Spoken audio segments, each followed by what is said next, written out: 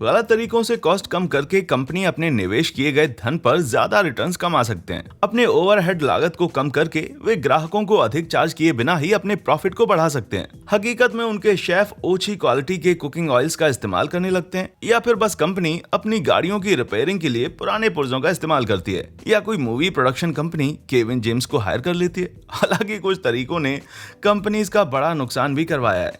ये रेटिना को हुए नुकसान जैसा है जो केविन जेम्स को शर्टलेस देखकर हुआ होगा। तो आइए देखते हैं 10 ऐसे गलत तरीके जिन्हें अपनाकर कंपनीज ने पैसे बचाए।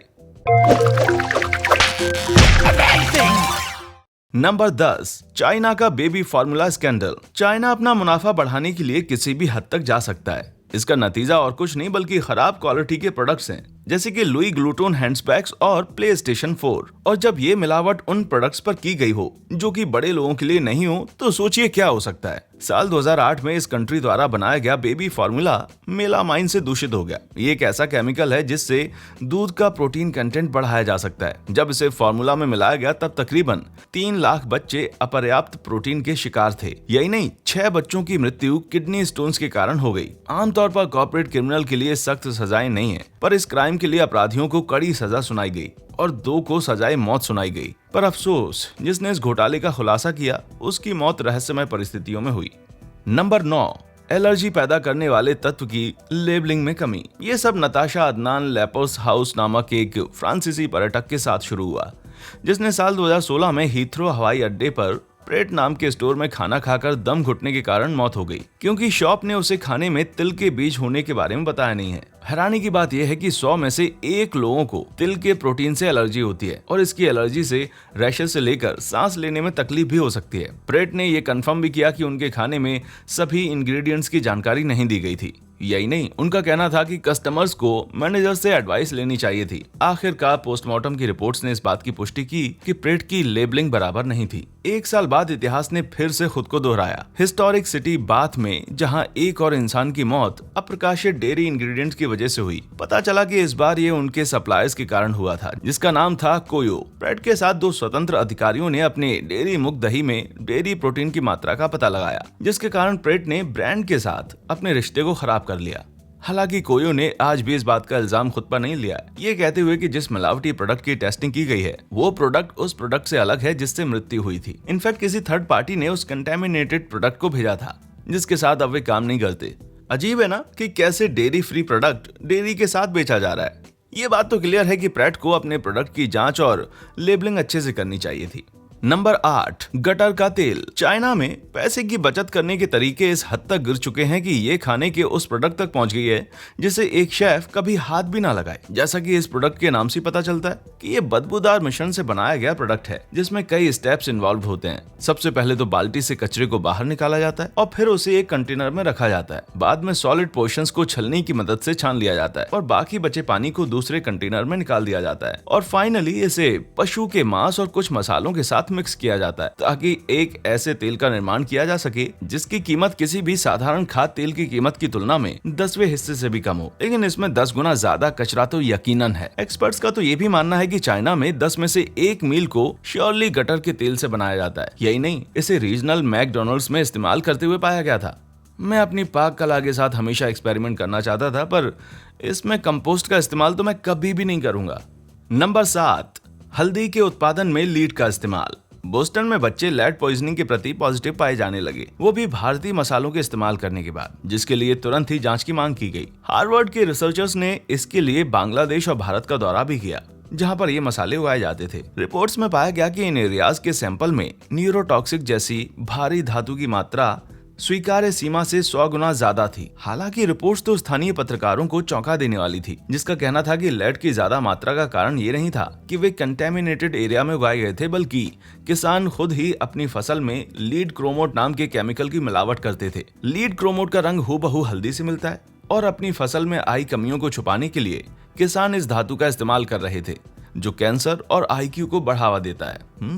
अब मुझे पता चला कि अगर कभी मुझे अपने मिड सेक्शन की एक्सरे लेनी पड़े तो रेडिएशन से बचने के लिए ऐसी करी खाने की जरूरत है जिसमें हल्दी मिक्स की गई हो। नंबर 6, गहरे पानी के क्षितिज पर हुआ हादसा।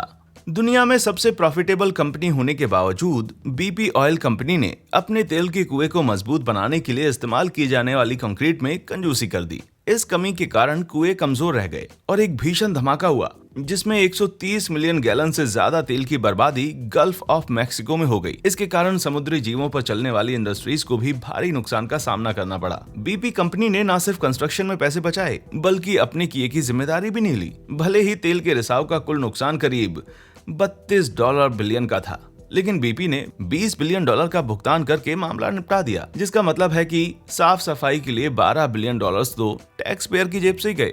नंबर 5, बायर द्वारा बेचे गए HIV से इन्फेक्टेड प्रोडक्ट्स। जैसा कि एक पुरानी कहावत का कहना है, किसी एक आदमी का कचरा दूसरे के लिए खजाना साबित हो सकता है, पर बायर फार्मास्यूटिकल ने इस बात को कुछ ज्यादा ही सीरियसली ले लिया। मेडिकल वेस्ट को अपने प्रोडक्ट्स में शामिल करके अपने प्रोडक्ट हेमोफिलिकस को बनाने के लिए फेडरल लॉज का इस्तेमाल करके बायर्स ने कैदियों, ड्रग यूजर्स और संवेदनशील गे लोगों को डोनर के तौर पर इस्तेमाल किया ताकि लोगों की खून बहने की वजह से मौत ना हो जाए। 1980 में जैसे उन्हें पता चला कि उनके प्रोडक्ट में HIV के कुछ अंश पाए गए हैं, तो उन्होंने बाकी समझदार और नैतिक व्यापार संघों की तरह अपने प्रोडक्ट्स को नष्ट कर दिया। मजाक कर रहा हूँ, उन्होंने ऐसा कुछ भी नहीं किया जिससे उनके प्रॉफिट्स के मार्जिन घटते। इनफैक्ट इन पैसा बचाने वाले मुनाफाखोर लोगों ने अपने प्रोडक्ट्स को विदेशी बाजारों तक भी पहुंचा दिया और हजारों लोगों को HIV से इन्फेक्ट कर दिया।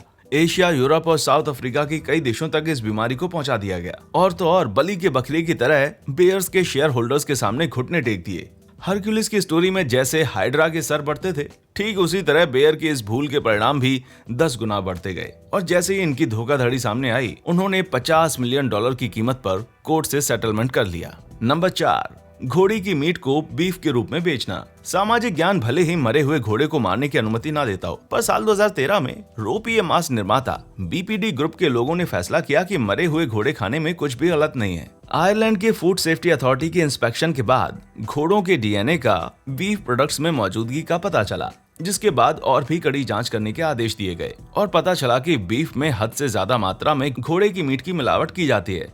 यही नहीं, जब 27 इंफीरियर क्वालिटी की मीट की जांच की गई, तब उनमें से 37% प्रोडक्ट में घोड़े का DNA पाया गया। यहाँ तक कि बर्गर्स में 29% घोड़े की मीट की मिलावट पाई गई। इसका मतलब तो ये हुआ कि या तो यहाँ किसी तरह की हाइब्रिडिंग चालू है या फिर कंपनियां अपने बीफ प्रोडक्शन को किसी घोड़े या टट्टू के शो में परिवर्तित कर रहे थे।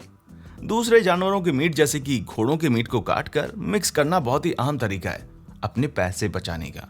इसका मतलब तो ये हुआ कि सस्ते में बिक रहे प्रोडक्ट्स यकीनन ही घोड़ों के मीट से बने हुए हैं। मई 2013 में इंग्लिश अथॉरिटीज ने एक डच होलसेलर को 300 टन घोड़े के मीट को बीफ के तौर पर बेचने के लिए गिरफ्तार किया। इसका मतलब ये हुआ कि जब कभी भी बीफ के सेल की बात सामने आती है तो ब्रिटिश अथॉरिटीज किसी भी तरह का मजाक बर्दाश्त नहीं करेंगे। नंबर 3, खराब कंस्ट्रक्शन। अगस्त 1992 में एंड्रू नामक हरिकेन ने साउथ फ्लोरिडा को बर्बाद किया और कई भ्रष्ट ठेकेदारों के घटिया कंस्ट्रक्शन चलन का खुलासा भी किया।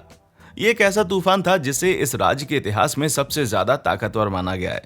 अगर शब्दों के माध्यम से इसे समझाया जाए तो ये तूफान मापने वाले मीटर के सबसे हाईएस्ट लेवल पर था, जिसके कारण मेटेरोलॉजिस्ट भी सही मायने में नुकसान का अनुमान नहीं लगा सके। यही नहीं, इस तूफान के कारण लाखों लोग अपने घरों से बेघर भी हो गए। वैसे तूफान की हवाओं को हल्के में नहीं लेना चाहिए, पर जांच पड़ताल में यह सामने आया कि तूफान से हुआ नुकसान खराब कंस्ट्रक्शन किए हुए घरों की वजह से बढ़ चढ़कर दिख रहा था। यही नहीं, स्ट्रक्चरल पोस्टमार्टम रिपोर्ट्स में खुलासा हुआ कि कुछ घरों की छतें और बीम तो सिर्फ एक ही कील से अटकाई गई थी और कुछ को तो सिर्फ गोंद से चिपका दिया गया था। हालांकि इस तूफान से नुकसान का अंदाजा लगाना तो नामुमकिन है, पर हाँ, इस तूफान का एक पॉजिटिव बेनिफिट ये हुआ कि अब सालों तक ठेकेदार कंस्ट्रक्शन के काम में ध्यान देंगे और उनके किसी भी तरह के शॉर्टकट अपनाने पर पाबंदी लग गई। नंबर 2, रिजेक्टेड बैक्टीरिया से कॉफी बनाना। एक वियतनामी कॉफी निर्माता ने अपनी कॉफी को चार्ज करने का एक नया तरीका खोज निकाला। मतलब ये कि कॉफी को इस्तेमाल की हुई बैटरी से बनाना। कुछ अथॉरिटीज का तो ये भी कहना है कि एक परिवार द्वारा संचालित कंपनी पर छापा मारने के दौरान 12 टन से ज्यादा जहरीले टॉनिक को एकत्रित किया गया था। पुलिस ने इस बात की तह तक जाने की सोची जब उनके पड़ोसियों ने उनके घर पर हो रही संदिग्ध गतिविधियों के बारे में बताया, जिससे यह पता चला कि ओनर ने रिजेक्टेड कॉफी बीन्स को कम कीमत पर खरीदकर दूसरे इंग्रेडिएंट्स जैसे कि धूल और मिट्टी के साथ पीस दिया और फिर उन्हें बैक्टीरियाज के पाउडर से गहरे काले रंग में रंग दिया। ओनर ने इस बात को स्वीकार भी किया कि उसने स्थानीय बाजार में अब तक 3 टन से ज्यादा जहरीले पाउडर का मिश्रण पहुंचा दिया था। रिसर्चर्स का मानना है कि इसमें भारी मात्रा में मैग्नीज डाइऑक्साइड पाया जाता है, एक ऐसा मेटल जिससे प्रलाप, मतिभ्रम और अपरिवर्तनीय मस्तिष्क क्षति भी हो सकती है। मैं बस इतनी उम्मीद करता हूँ कि ऐसे घटिया इंसानों को बैटरी के झटकों से कड़ी सजा देनी चाहिए। Number 1, but injection. आप अपने बट्स को शेप देने के लिए किस हद तक जा सकते हैं? कुछ लोगों के लिए उभरे हुए बम्स बैठते वक्त एक्स्ट्रा कुशनिंग के लिए बेहद आकर्षक माने जाते हैं और वे इसके लिए सर्जरी भी कराने के लिए तैयार हो जाते हैं, या फिर यूं कहें कि अपने पिछवाड़े में चर्बी इंजेक्ट कराने के लिए भी तैयार हो जाते हैं ताकि उनका पीछे का हिस्सा अच्छे से भरा हुआ लगे। पर बात तब खराब हो जाती है जब फ्लोरिडा में एक डॉक्टर को अपने पेशेंट्स के बट में सीमेंट, सुपर ग्लू, खनिज तेल और फिक्सा फ्लैट टायर मेंटर के ग्लूटल बढ़ाने वाले मिश्रण के साथ इंजेक्ट करता हुआ पाया गया। इस सीमेंट के तरीके की आजमाइश के बाद इस पेशेंट को एक सच्चे डॉक्टर के पास भेजना पड़ा, मतलब एक ऐसा डॉक्टर जो बट्स को ठीक करने के लिए फिक्सा फ्लैट का इस्तेमाल नहीं करता। इस डॉक्टर को तो मियामी पुलिस ने बिना लाइसेंस के डॉक्टरी की प्रैक्टिस करते हुए पकड़ा। मुझे यकीन है कि जब इस बंदी को पकड़ा गया होगा तब ये कई लोगों के द्वारा उपहास का कारण बनी होगी। आप ही बताइए, आपको इन कॉर्पोरेट कंजूसों के बारे में जानकर कैसा लगा? क्या आपको लगता है कि इन लालची लोगों को सख्त सजा होनी चाहिए? अपने थॉट्स हमें नीचे कमेंट सेक्शन में जरूर शेयर करें। देखने के लिए शुक्रिया।